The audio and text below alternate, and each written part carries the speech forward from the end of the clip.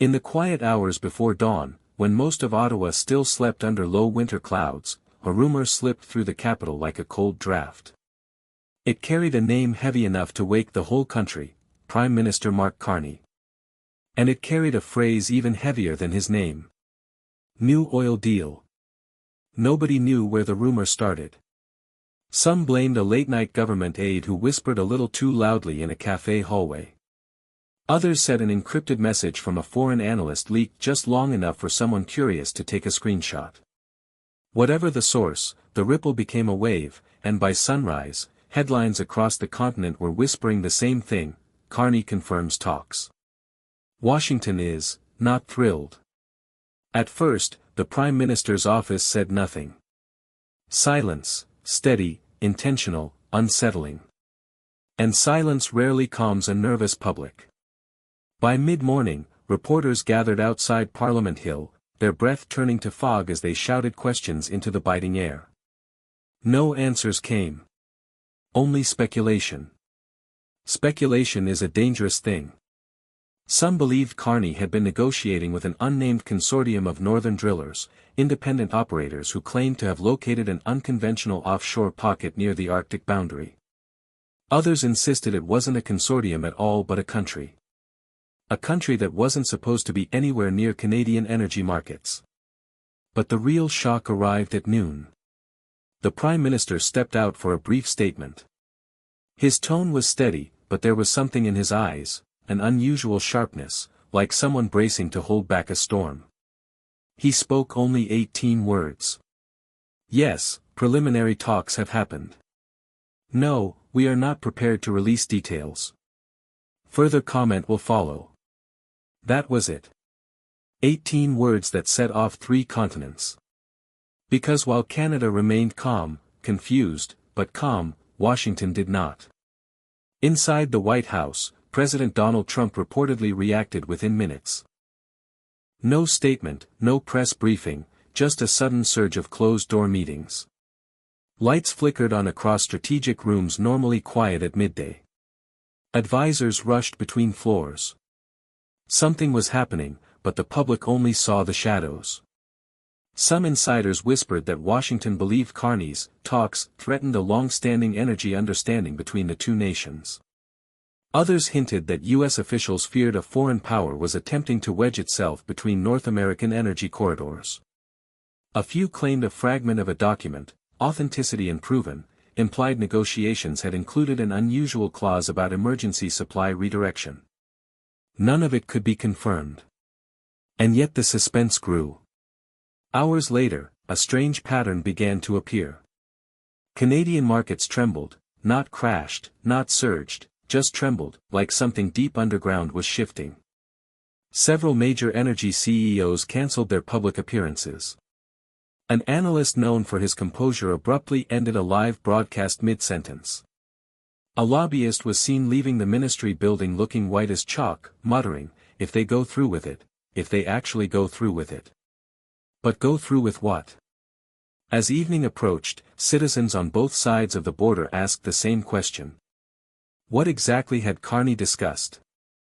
And why did the United States react like a fuse had been lit? That night, a new whisper spread.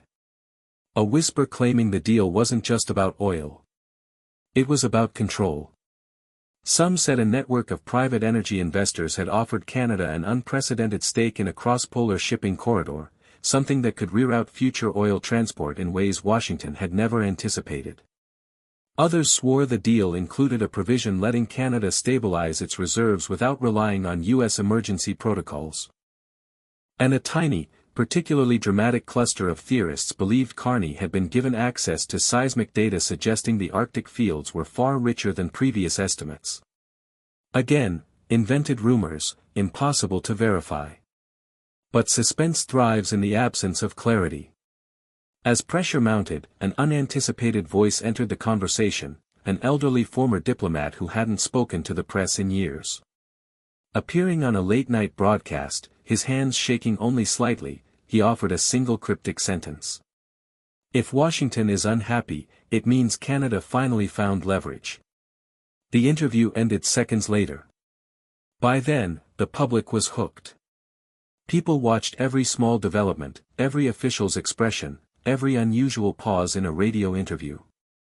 When Carney delayed his next scheduled appearance by 45 minutes, theories exploded. When one White House advisor refused to answer whether the U.S. had been informed of the talks in advance, audiences froze. When a Canadian aide referred to the matter as a shift toward energy independence, later claiming it was a slip of the tongue, the internet practically erupted. And still, no one knew the truth. But the turning point came the next morning. As snow thickened over the capital, a faint buzz echoed through the underground transit stations, commuters passing along the newest rumor as if trading secret currency. Someone claimed Washington had prepared a list of concerns to deliver to Ottawa. Someone else claimed Canada planned to reject them. And then came the boldest claim of all. That the talks Carney confirmed were already far beyond preliminary. The claim spread too fast. Newsrooms scrambled. Analysts speculated live on air.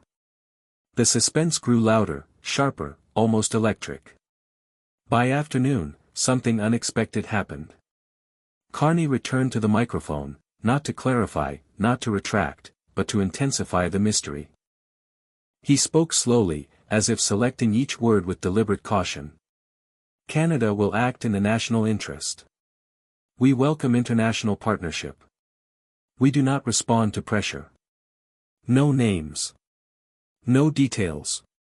No confirmation for either side. Just enough to ignite everything again. Reporters erupted with questions. Advisors rushed him away. Cameras captured only the back of his coat disappearing through a doorway while the room dissolved into chaotic speculation. And somewhere, behind closed doors in Washington, the reaction remained unseen. Silent. Unknown.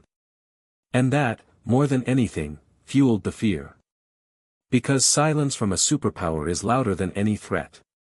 As night fell once more, the continent found itself staring into a fog of half-truths, forged claims, and whispers that might mean nothing, or everything. Some insisted the oil deal was a minor exploration agreement blown out of proportion. Others believed a geopolitical shift had begun, hidden behind polite press statements and strategic phrasing. And in the absence of clarity, the suspense settled deep enough to keep millions awake. Somewhere within Ottawa's network of locked rooms, someone knew the truth. Someone knew why Carney spoke so carefully. Someone knew why Washington bristled. But until that truth surfaced, if it ever did, the public was left with only the tension, the rumors, and the echo of a single line that refused to fade. Yes, preliminary talks have happened. 18 words. 18 sparks. Enough to set an entire region on edge. And somewhere, beneath the noise, a quiet question lingered in the dark. What happens when the rest of the details finally emerge?